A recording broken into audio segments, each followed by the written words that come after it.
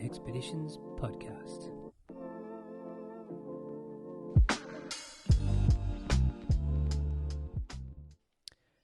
Hello there, everyone. Welcome back to the Inner Expeditions podcast. My name's Aaron Harvey. I just want to welcome you to the show. It's episode number 23 today, and I've got some good news for the Facebook lovers of the world out there. The Inner Expeditions podcast is now available on Facebook. You can check us out at the Inner Expeditions podcast. Give it a like for updates and to see what else is going on in the world there. Facebook's got some really cool things happening soon with podcast availability. You'll be able to listen to podcasts directly through your Facebook feed. You can follow your favourite show. You can listen to all your episodes while you're scrolling, even if you have your screen locked on your multimedia device or your phone. You can still listen to episodes. You can share them. You can share an episode and even leave comments on the show. So it would be a really great way to get feedback and to talk to people directly, a bit more interactive between the show and the listeners, and let us know what you think on each episode. So it's really cool. I think that's available in America and Europe, and it should be coming out in Australia next year. So follow us on there and I'll keep you up to date with everything that is going on there.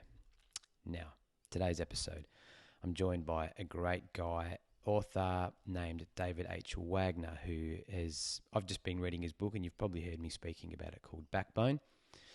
Amongst that, he is a men's group leader and a member, a meditation teacher and a yoga instructor.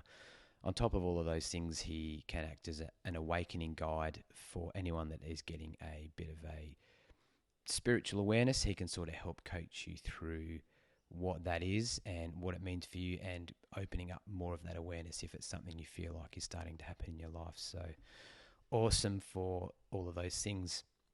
His book, Backbone, I kind of got given to by a previous guest on the show, Shane Coote.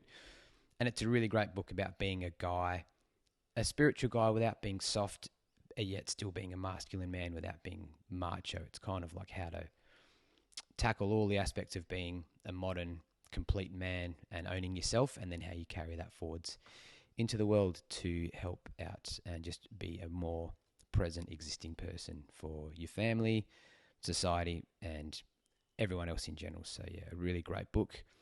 It was a great conversation, and I'm really looking forward to getting into that and for you guys having listened. So without any further ado, let's check out the episode.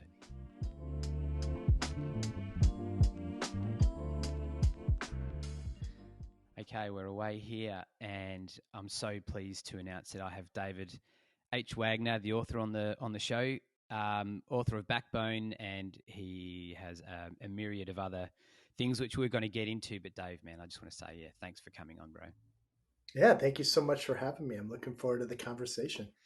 Yeah, if you can understand my accent. Oh, totally. It's good.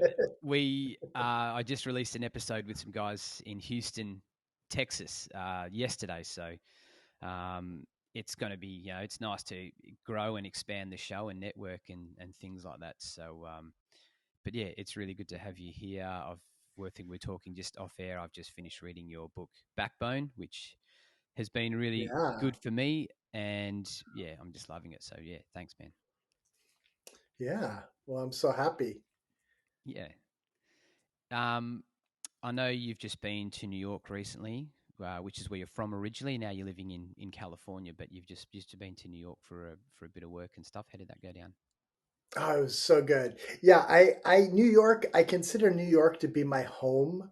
I live in the West Coast now, like not too far from Los Angeles, and I split my time between this place, which is kind of up in the mountains, and then Venice, which is very much like in the gritty part of Los Angeles in the city. But I lived in New York for most of my adult life, but I've lived all over. I'm actually from the Midwestern United States. Technically, I'm not from New York. Yeah. But yeah, we went to New York and did a retreat there. I did it with my partner. It was called Unleashing Radiance, and it was really fun. I mean, it's always fun to be there, but as an event goes, it was so powerful to gather with people in the room. And somebody who's done so much teaching in my life, uh, it's like I forget how powerful it is to be in the room. I mean, this is powerful, like listening to a conversation on your headphones or even doing Zoom sessions. And I do all kinds of online courses. But man, there's just like nothing like actually just being in a space with people. So that was a rush, and so I can't wait to do more. Next stop, we're going to do a retreat in India. It's a 12-day pilgrimage retreat. It's a small group thing, but it's going to be a lot. It's going to be a lot of in-person contact, and that I'm really looking forward to that too. So Yeah, well, I mean, after everything that's been going on, we've kind of missed that human interaction and spending time with people, and like you say, that energy that comes from being in a group. It would have been nice to have reconnected with that and be around people, which we haven't sort yeah, of really had the luxury of having in the more recent times. yeah. So for what you do, I mean, you've like I say, I've just finished your book Backbone, which has been great for me. You have men's groups. You do, I mean, I guess even spiritual teachings. You can do one-on-one coaching and stuff like that. And you're going to India soon, but I mean, you've done a few pilgrimages to India, right? Yeah, we're trying to figure out with my team. I think more than 25 of this thing. We've been doing it since 2005, Yeah. and many of the years we did it twice in the year. So there is a lot of people that we've brought through this very unique experience. Yeah. I mean, going back for you, um, where was it? Where did that sort of start for you as where you started learning, and then like how Mhm. did that kind of translate into okay, I'm gonna start teaching people this and coaching people? Yeah, Aaron, I love that question. Oh man, I mean, it started right in the beginning in the sense that um, I first got introduced to spirituality and self work. We'll just call it that, like as a Yeah, really sure. broad term. Yeah, Um, when I was a teenager, I was 16 when I got clean and sober and went into 12-step program. This is like back in Peoria, Illinois in 1988, where I grew up. And I just I just took to it. It's hard to explain, but after kind of getting out of the fog of the drugs and alcohol, I was just like a, a bit of a bogan, as you'd say. yeah, um, and but it was serious in the sense that I'm lucky that I nothing too bad happened to me. A lot of my friends, my bogan friends, were got locked up, and some of them died very young. And but once I kind of got out of that and discovered, in my case, as I said, it was the 12 steps initially. um, that there was a way that I could change my fate. And yeah, my fate at that time, my whole family, both of my parents were alcoholics, my older brothers were all chemically dependent kind of people. It's a lot of chaos, a lot of dysfunction, a lot of really unhappy people. And when I discovered that, it's like, no, there are people who don't just accept whatever lot that they were born into, but they work on themselves. And sometimes it's 12-step work, and sometimes it's going to therapy, and sometimes it's, you know, getting into a spiritual path. And, you may know that part of the 12-step process is finding a spirituality that's authentic for you. And so as I did that, that was the part that just really turned me on. And early on in those days, I got turned on to Ram Dass and his book Be Here Now, and the path of yoga and meditation and the Eastern spirituality. So um, when I had an opportunity to get into that and like have study with an Indian master in the kind of traditional way, I just jumped on it because I was like, yes, this is what I want, more than graduate school, more than any kind of profession as such. I wanted to be a vehicle for transformation for people. And but it started very early in the sense that even in the 12-step program, it's how it works. And I think this is how the best spiritual communities work, where everyone has an everyone has a responsibility to help others. Yeah. So if you're there in the 12-step program, and let's say you're recovering from an addiction and you have been doing it for 2 months, you can help somebody that has been doing it for 2 days or 2 weeks. And just you there at your 2 months, you're helping the other people that are around you, you know, and then there are people who've been there for 2 years, and those people can help you, and then 20 years, and those people can help them. And so there's this very natural, it's like a natural meritocracy, where it's like the people that have something to offer, they offer it, and everyone else who needs it takes it.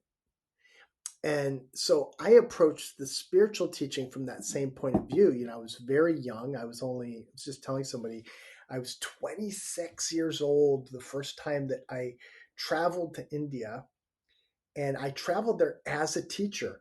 My teacher sent me there on a teaching tour with another 26-year-old teacher. My partner was Indian, my teaching partner.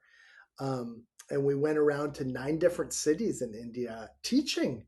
I was teaching Indian philosophy to Indians 26. at 26. But I because I had that understanding that I and this is what I tell my teacher trainers to people in my teacher trainings. We can always teach from the point of view of a keen student, where we can say, okay, here's what I'm learning. It doesn't matter. Sourdough bread. I'm making sourdough bread. I've been making it for the past couple months. Here's what I'm learning. You do this, this, and this. Now, let's all of us go talk to this master baker and learn some more secrets and take it to the next level. you Yeah, know you get in, you but get it's out. like but it's like everyone has something to offer. And that's how I started, and it's just been something that thankfully I've been able to do my whole life since then. I'm 50 now. I Yeah. was 25 when I started, so I'm a quarter century into this at this point.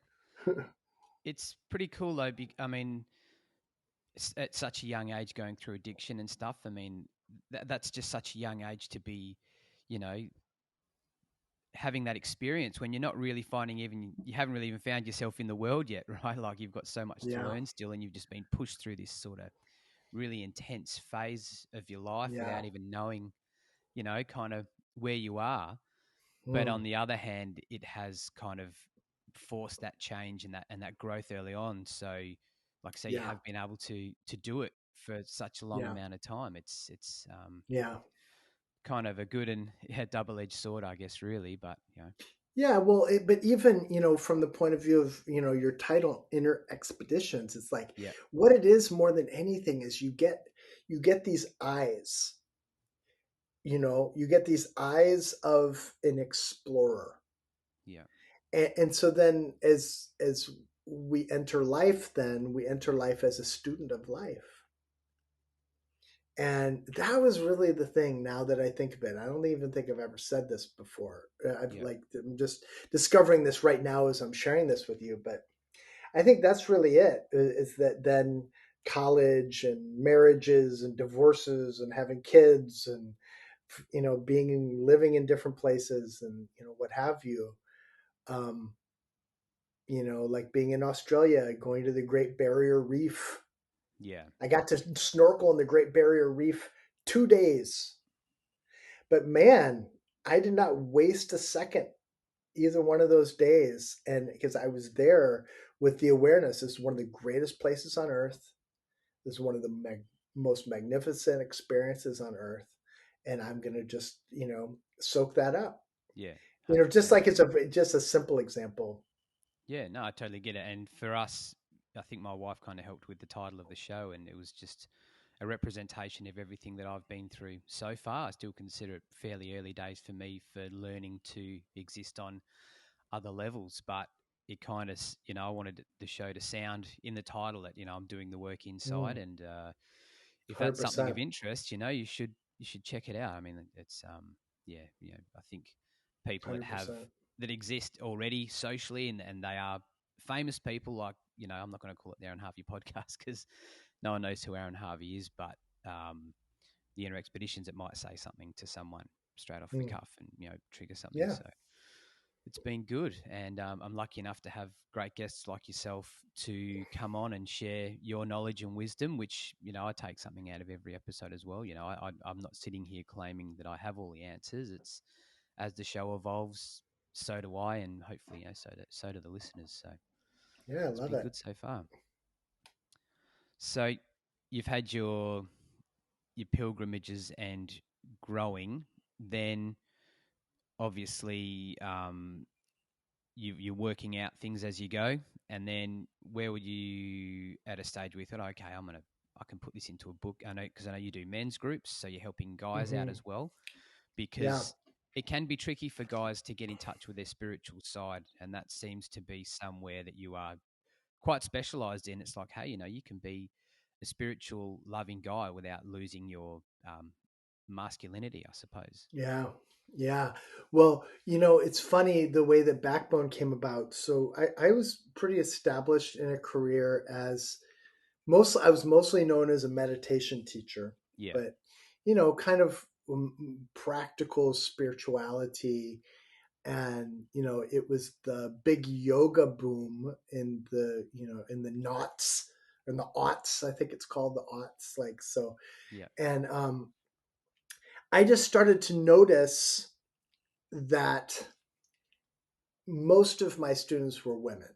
Like a vast majority of my students were women. So if I was doing a big event, at a venue like Kripalu or one of these places where I'd have, 80 people in the room, 77 of them would be female, and two of them would be gay men, and one of them would be like a confused husband, yeah, that got pulled in there against his will, yeah, And that was a really common experience. That was one thing. Then the other thing was that, a lot of the work that I do is I work very directly with people individually, kind of guiding them through the process of awakening. And I can talk more about that later. But, and working in those days, again, primarily with women, primarily with heterosexual partnered women. So the women that were partnered or married with men and just had like a glass bottom boat tour through the what it's like to be in a relationship with an unconscious man. yeah, And they would be doing all this work, they'd be coming to India with me, they'd be doing this training with me and spending money, investing in themselves, growing, and their husbands would be sitting at home, watching the game, and and drifting apart. And I saw so many relationships break up, and just saw so many, these situations where like the wife then has an affair with her, personal trainer or the yoga teacher, or, you know, yeah. They're and kind of drifting closer and more aligned with someone else that's on the similar path to them, kind of thing. sure, exactly. And so that was kind of brewing for me. But the big catalyst for it was when my partner at the time was pregnant for the first time, and we found out that the first kid was going to be a boy. And I write about it in the book. But when I realized that I was going to be the father to a male child, it just brought up all of my father stuff, and it just showed me how much unresolved stuff that I had. Now, I had done men's work when I was in college. I went to college in the '90s, and I had great professor. I worked with this man, Bill Hayashi, who was very much into Robert Bly and Michael Meade and that early men's movement work. And I was in a men's group when I was in college, and read all those books and kind of studied all that stuff. So I kind of had it back in there somewhere. But man, when I found out I was having a boy, I dusted those books off, and cobbled together a men's group, because I knew that I needed that support. And as I did it, it was just such a turn on. And also, I was just noticing this in the population that I was teaching. And it was funny. I was actually working on a different book proposal, completely different book. It wasn't a men's book. It was just like a general spirituality book. Should have probably been the first book that I published, but I was working on that, and I was just bored as shit. And um, the editor that I was working with, I started telling her about this other idea that I had about writing a men's book, and she said, "You got to do the men's book." She's like, "You have no energy for this other thing. You have so much energy for this men's book." And she got me a meeting with the publisher, and the publisher gave me a contract over lunch. I didn't have to do a proposal or anything. It was just like the universe just like wanted that thing to happen. Yeah, here it is. Um, Yep, you need to take this path. yeah, Yeah, yeah, yeah. So, and now, things are about 50-50. So like in terms of the private people that I work with, in terms of the, uh, if I do group events, it's about half and half. And now we're really looking at expanding the reach within the LGBTQ community, and also having more people of color reaching out and looking at the ways in which our community can be a little bit overly white yeah, and yeah. overly straight, and trying to like push those boundaries is kind of where we're at these days.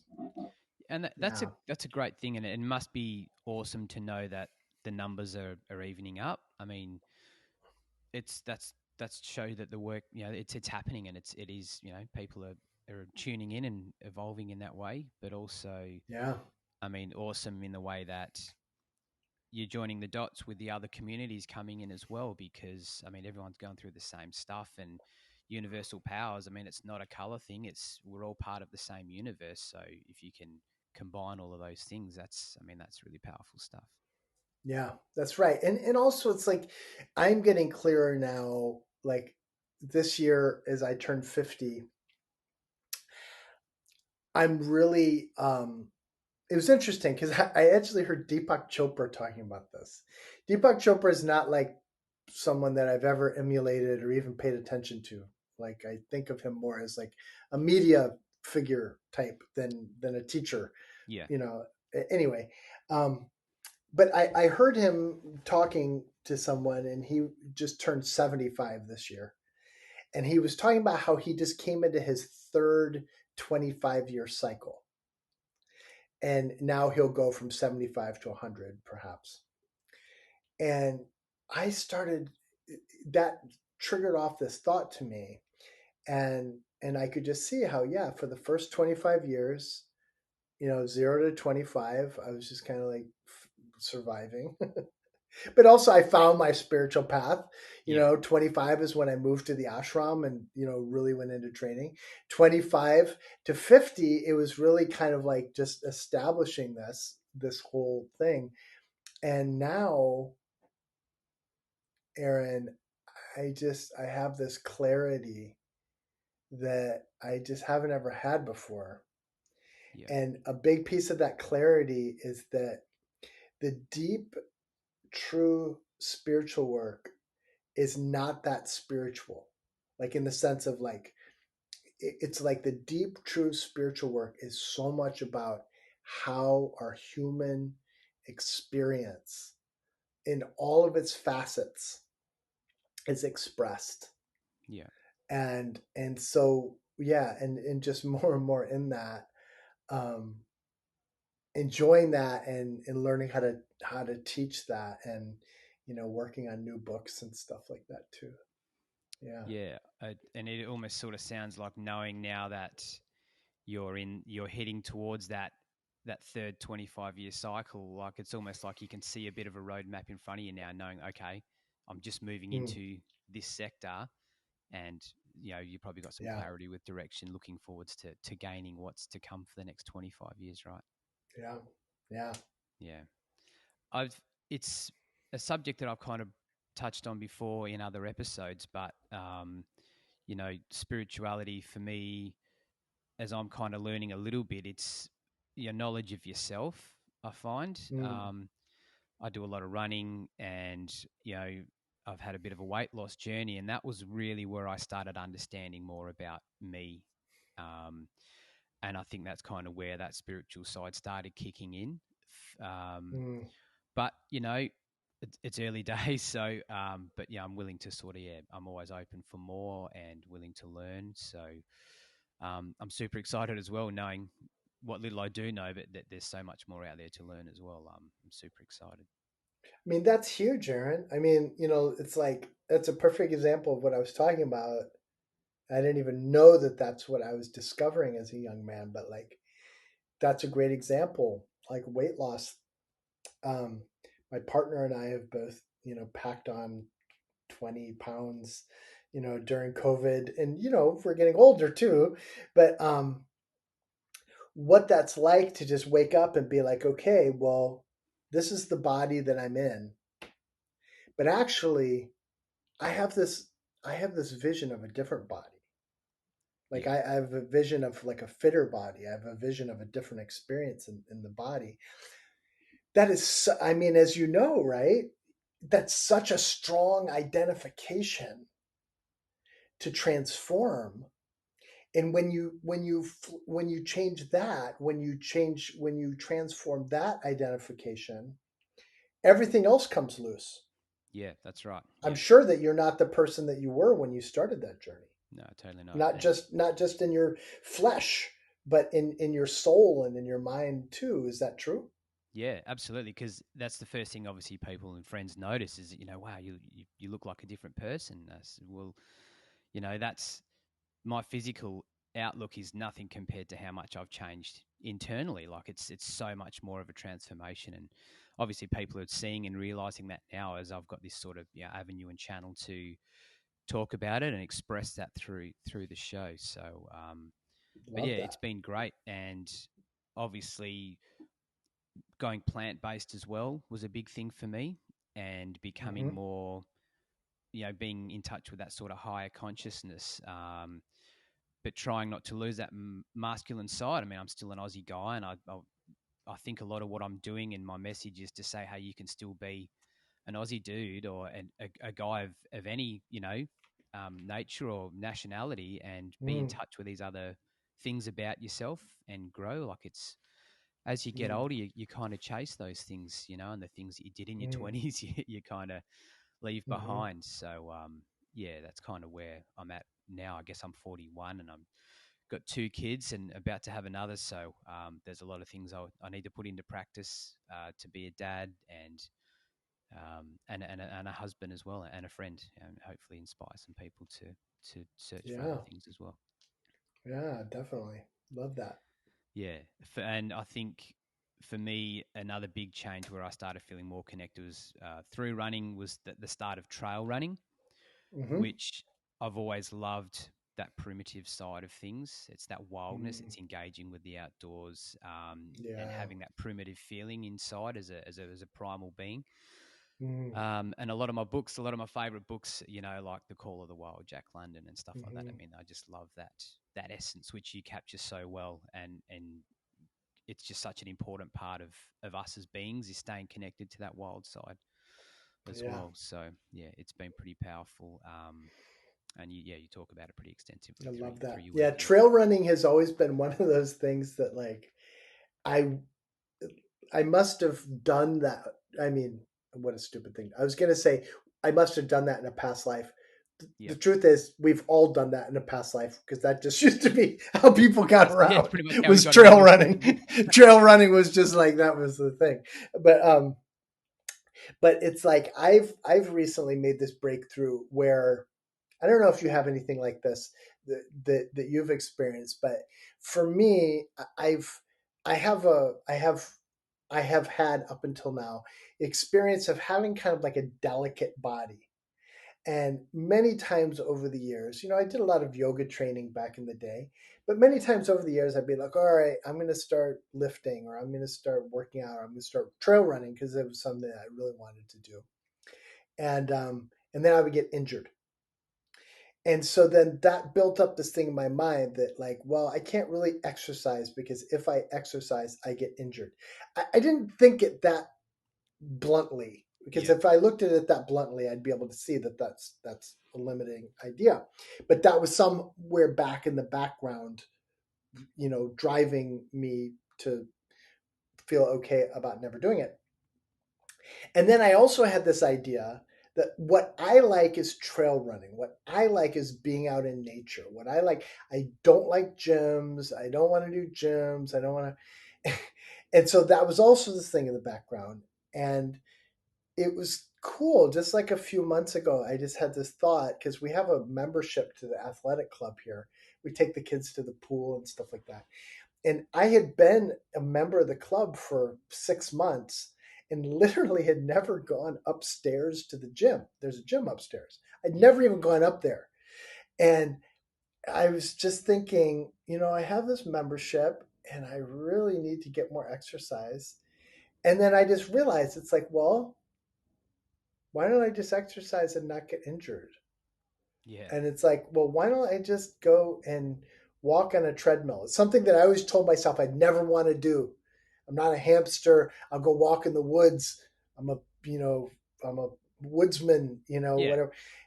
And I was just like, fuck it. I'm just going to do this. And I tell you what, it has been the coolest thing because, again, it's something that I always just told myself I do not identify with that. I'm not a treadmill guy. I'm not a gym guy. I'm not an exercise guy because I get injured. And I just go and I don't get injured. And it's a completely different thing than what I would have imagined, Yeah. and it's just been such a cool breakthrough. Yeah, it's a funny one because I never pictured myself as a runner ever. I just thought it was the dumbest thing in the world. I was just, I ran if I was playing sport because it was part of it, Yeah. but just to go and run for no reason just didn't really appeal. But I think when I started doing it, it was like, well, I can do this anywhere. I was working away at that stage, and there were treadmills at Hmm. site. And I thought, well, I can just take my shoes and away I go. But same thing, I got my first injury.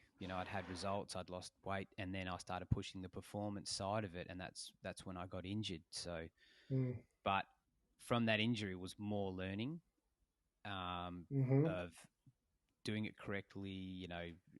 Analyzing my run technique and all these sorts of things. And now at this stage, I'm just hooked on running, right? So it's like, quitting Mm-hmm. running wasn't an option, and it almost becomes part of your identity in a way, Yeah. which you don't really want to rely heavily on one thing as your identity, or say Mm-hmm. that this is what I am. But at that stage, I think it was really giving me something. So, but it was Sure. where it was at, and then the trail running kind of came along, and now as I do it, I know I need to do conditioning and strength work. But like you say, you go where your passion is, and Yeah. the other stuff kind of falls away. But I know I need to do probably a little bit less trail, maybe some road work and a bit of strength work because you just Mm. can't do it all the time.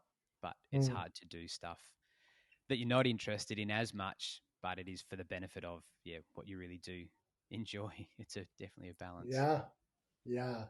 Yeah. I think I might have talked about it in the book, but one of the things that really helps me is um, the what I call the two things: the half-ass and the dimmer switch.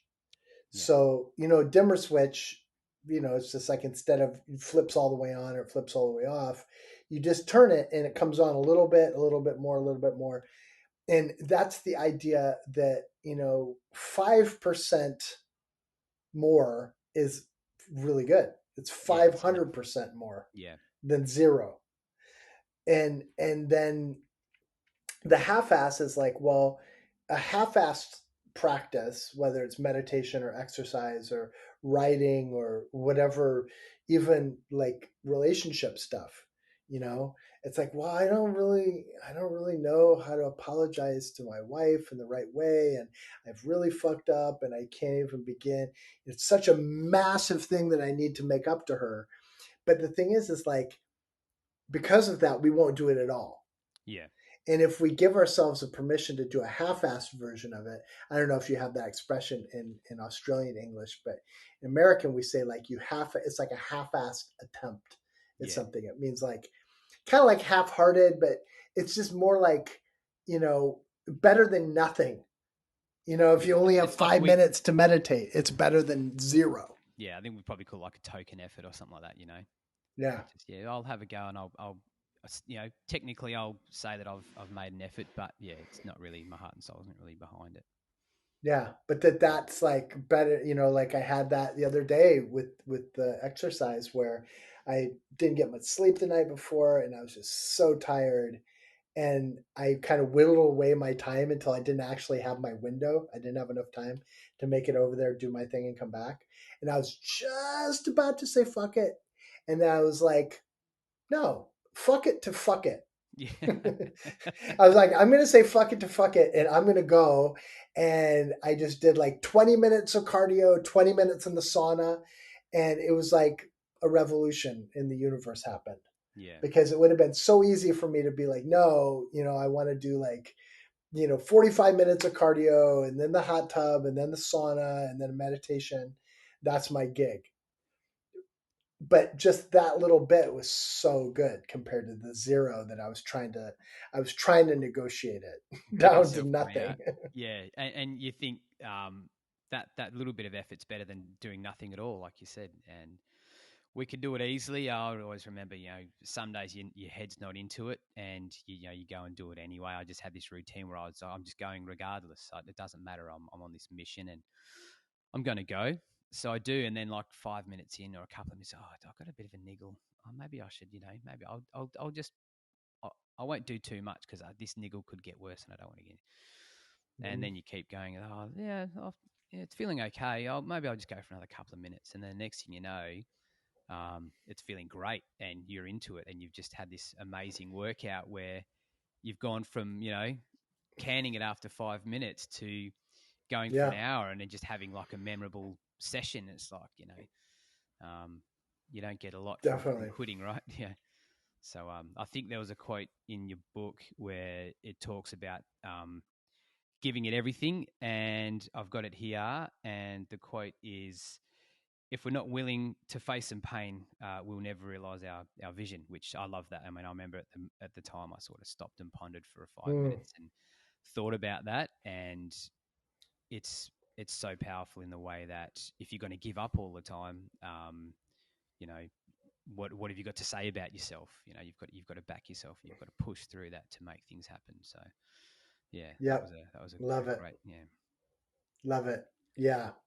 Yeah, if you're gonna do anything that's worthwhile, you're gonna have to you have to be willing to face some pain and face some failure Yeah, and face rejection and face all kinds of resistance. There's so many different varieties of resistance that come if we're gonna do anything that's worth doing, yeah. It's a for kind of where sure. the learning is. Where I think we talked about it recently with some people that I had really bad anxiety, which I managed to overcome as sort of part of an Mm, earlier part of my story, and then it kind of, you overcome it, and the tools you get from that you can take on to other things, because life changes, and you set new goals for yourself, and then you've got to tackle them, um, which can cause anxiety, or again you doubt yourself because you're going into something new. But it's great because it's super exciting, and there's more learning there, and you're finding out more about yourself because you're pushing through something new. And I'd always want to be challenging myself as I grow, yeah, and love that. keep my momentum, and moving up and onward, I guess, as I tackle Love my that. 40s and into, yeah, other parts of my life. Love that. Hmm, Yeah. that's cool, man.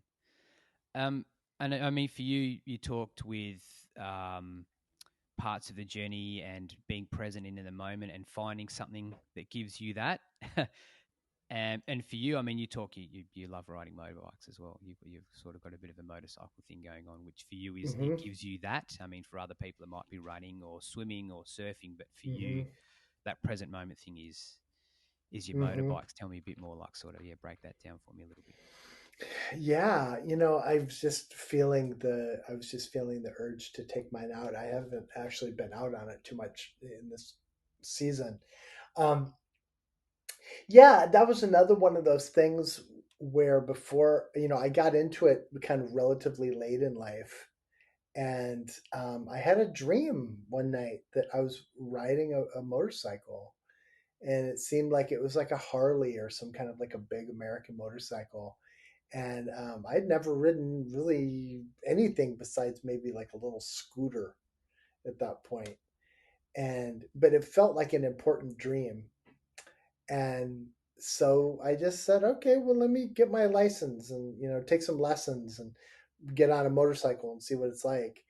And I did it, and I loved it, and I just found, especially when I was living in New York, that it was just this. It was like a something I would have never imagined myself doing, kind of like when you're talking about your running. Yeah. But it was actually something that really was very natural for me, and um, something that gave me an important kind of counterbalance. Because imagine being a meditation teacher, kind of being in this relatively delicate world, and then having this other thing where I can really get like a chunk of that intensity, motorcycling with other men, and a lot of times those men were like also kind of more, typically cisgendered masculine kind of characters. um, yeah, that was a very important movement for me. I still have a motorcycle. I don't do it as much as I did when I was in New York. Yeah. um, but yeah, and making art is another example. um, yeah, it's like the journey just keeps unfolding. Parenting, Yeah. is a very full on sort of similar kind of a thing, especially as the kids get older. How old are your kids? So I've got a 6-year-old and a Hmm. 4-year-old and one on the way. So a part of Wow, you're yeah, busy. yeah, it's going to really happen. The last one kind of really snuck in there, but Uh huh. um, I always felt like we were a 3-kid family. Uh huh. But I think as we got a bit older, I sort of realised that might have sort of slowly been slipping away. But it's been really nice to have that, and to the fact that it's going to happen. We have our challenges. I mean, we talked off air before we started that we live in a really remote town, so we've got quite a small hospital here, and that involves us having to travel to have Mm. our babies elsewhere. So my wife's left already. She's left a month early to be safe, and she's Okay. she's staying with her parents. Okay. But that's 1,600 kilometers away, which was probably what, like 1,000 miles or something like that. So Yeah. Yeah. she's taken the youngest because she's not in school yet, and I've stayed home to take my Mm. 6-year-old, keep going to school, and I need to keep working. So my Yeah. family's up here helping with that, but it's a huge thing. It's we've Yeah. we're separated for probably a month or so, and uprooted Yeah. from our house for like 2 months. It's a huge thing. Yeah. Yeah. Yeah. On we go. Yeah, that's right. But we stay connected, and we've got a lot of things happening at the moment. We're going to do a bit of work to the house while we're away. So my wife's done a great job at picking tiles and all the bathroom stuff, which we're going to do. But you work out a way. I think for a while, as I struggled to find me, and I struggled to really get that purpose inside of me and make sure that I'm being that person, I sort of put probably pressure on all of us. And, you always put pressure on the people you love the most when you're going through things Definitely. internally. But I feel probably in the last 6 months, I've really made some progress there, and Yeah. a lot of that came with taking pressure off myself. I Definitely. sort of, wanted to sort of push that sort of athletic path a little bit more, which I don't think I could really honestly do at this stage. We've got a young family, and the whole reason I stopped working away was to give them more of my time. And then, I'm kind of Hmm. forcing um, that as well. So, just taking my foot off the gas there, and learning to come back, be a bit more present with the family, and ultimately taking pressure off myself has taken pressure off of them, especially my wife as Yeah. well. And it's I've even noticed a big change in her since I've sort of eased up a bit. Yeah, and you'll never regret that. I mean, Yeah, you'll never regret the time that you invest in, wanting to spend with your family. My kids are just a little bit ahead of yours. My oldest is 9 and my youngest is 7. yeah, And, I'm just even the difference between 9 and 7 and 6 and 4 is so massive. yeah, And they'll never be 6 and 4 again, yeah. I know, right? Yeah. you know. So Yeah, it's cool. I'm really looking forward to how they're going to interact with the new member. It's I think getting some work done. Like I work full time, and then the podcast is on the side at the moment. But I'm working while I can to get a few episodes recorded and bank them up. So once that time comes that I leave home and head south to be with the family, that's it. I leave my recording gear at home. I'm going to pre-produce everything and just have standard release dates. So it would give me that opportunity to not have to worry about that outside of work and other obligations. I've got 2 months off to just relax, enjoy the rest of the year, and watch my girls, with their new sibling. It's super Yeah, exciting times, and just being together as a family. It's coming up to hundred Christmas and percent, so super excited. 100%. Yeah. Well, look, man, I've really enjoyed this chat. Yeah, me too. Guy to guy, it's good. It's a hard thing where we are sometimes as well. The work away game is quite strong over here, whether it's in mining or oil and gas. So a lot of my friends do work away, and it's hard to get that guy time because people don't Mm. might not have standard rosters or anything like that. But when you Mm. do get those moments, it's important to grab on and hang out Definitely. and still be dudes. Yeah, Yeah, definitely. it's great. But look, man, I just want to say thanks for taking Yeah. the time to speak to me. It's been really nice, and Yeah, and thanks to you, and keep up the good work. yeah, thanks, man. It's like I say, it's a journey, and I know it's early days for me, and there's a lot I don't know, and I'm willing to put the time in. But you know, great books, speaking, having conversations with great people is enjoyable for me, and hopefully the listeners get stuff out of that as well. But I don't want to keep you too much more from your day. I know you got lots going on, and you got a family, and I just appreciate your time and your Yeah, words it's there. my pleasure. My pleasure. And like anyone who wants to find me, you can find me on Instagram if they do social media. It's Instagram is my most active thing, David H Wagner. Yeah, And you can pretty much get hooked into everything that's happening in my world through that. yeah, it's a I do different. a master class every Monday. It's Monday morning our time, but we record it, so we have people from all different time zones. Yeah, And Monday class is fun because it's like pay what you can. I started doing it in the pandemic. Originally, it was called Meditation for Fear and Anxiety, yeah, and then it just keeps going on and on. So so this Monday we're talking about. Yeah, I just kind of come up with a theme. So this time it's like the spiritual versus the mundane. Like, what is spiritual life? What is non spiritual life? What's the difference? Is there a difference? And there'll be a topic. I'll give a talk. We'll lead a meditation. These days, I've been doing some movement too, like a little dance, a little movement, music. It's really fun. So I really encourage all of your listeners to come check out Monday Masterclass. And just, you're most welcome. Any way that I can help you, I'm here to serve. yeah. That's almost and your website www.davidhwagner.com. You post a lot of your stuff on there. Yep. You've got one-on-one lessons and all those kinds of things where people can get in touch and reach out that way as well, which is really cool. I've been checking that out, so it's been good. Yeah. I think I just All right, reached out and Aaron. said hi once, and you got back to me, and it kind of stemmed from there, which was super grateful for your time and for being so giving with your time, My man. pleasure. Yeah. 100%. Well, next time you come out, you'll have to come and check us out. It's a lesser known part of the country compared to a lot of people think of Sydney and Melbourne when they think of Australia, but Hmm. there's some I beautiful have a land. lot of people in Western Australia, so it'll Yeah, definitely happen at some point. yeah, for sure. Keep in touch. It'd be great to come and see you and catch up in the flesh.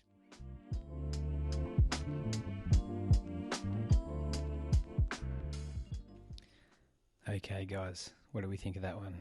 Um, really enjoyed it. I got to say, I really, from the first time I sort of read Dave's book to chatting with him, there was a lot there for me as far as I think breaking away from that mold as guys just have to be, quite macho and manly all the times, and the spiritual side and the sort of that lesser side is almost a bit of a female thing. But it's okay. I think as I grow into a bit more mature adult manhood and become a father myself, I kind of like the way that it can be hard going into your 40s and sort of rediscovering your identity as you become a dad, and that guy that you were through your early 20s and maybe into your 30s kind of falls away, and you're sort of discovering who you are and the kind of guy you're going to be to take on into later on in life. So I've really appreciated reaching out to a bit more of my higher conscious self, I think, to give me that sort of buffer, but not, I guess, not really think that it's an overly feminine thing to do that. You can still do that and be a guy, and I think more than anything, be a bit more of a man and have all of your bases covered as far as being a fully grown sort of grown man navigating through the world. So that was just really great for me to sort of get a bit of affirmation on that and where I'm heading. That was really cool. What I also love about Dave and his message, it's just about never accepting that it's your lot, like thinking that where you are now and where you are in your life, that's kind of it, and that's it. That's as far as it goes, and it's as good as it gets, where he sort of just doesn't think you should accept that, and that life is always, there's potential to improve and for you to grow more as you age and to get better with age, and sort of not think that, you're in this rut and things are leveling out until you sort of get older and then eventually sort of move on, which, I don't think it's, you should not really accept that and just charge on and give yourself every chance you can to for your life to improve as you age, instead of looking as aging as a negative thing and accepting that, this is where you're at and you're kind of just seeing things through. I think it's really important to sort of not accept that and to light your flame and get that fire burning inside to get more out of your life as you do age, and you're only going to get better when you add the extra wisdom to that. So really cool. But listen, check out Dave's work. He's on Instagram at David H Wagner, as he said. If you want to get in touch with him directly for some one-on-one stuff, or if you're thinking that, you're sort of thinking about these things and going down that line of a more of a conscious existence and a bit of an awakening, an awareness awakening, get in touch at his website at davidhwagner.com. He does coaching. He's happy to sort of help you ease you into that. And he does have a lot more to offer and a lot more expertise than even I sort of felt like I was, qualified to touch on even more than what he has available. So check him out there. Don't forget he's got his Monday Masterclass, which is always good to tune into just to make sure you're on track with a sort of current world situation. But other than that, look, it's been great to speak to you guys again. Thanks for tuning in. Thanks for having me and taking me wherever you are, if you're out running or if on your daily commute or a long road trip. It's been really great to join you guys. And I hope you've enjoyed having me along with you. Anything other than that, check out Dave's work. Check out Backbone, his book. It's through Watkins Publishing. You can find it wherever you get your daily reads from or your books online. It's well worth the read, and it sort of helps that guy factor to just be a well-rounded, modern, good guy, father, you name it. It's just such a good read, and I just really can't stress enough to check that out if you are in that sort of stage of your life where you're kind of wondering what's next and where to go with that. So yeah, I just think it's such a good read and worth checking out. But look, guys, it's been great to have you on board again. Thanks for tuning in. Like I said before, I always say it, if it's the first time to the show, I hope you really enjoyed it.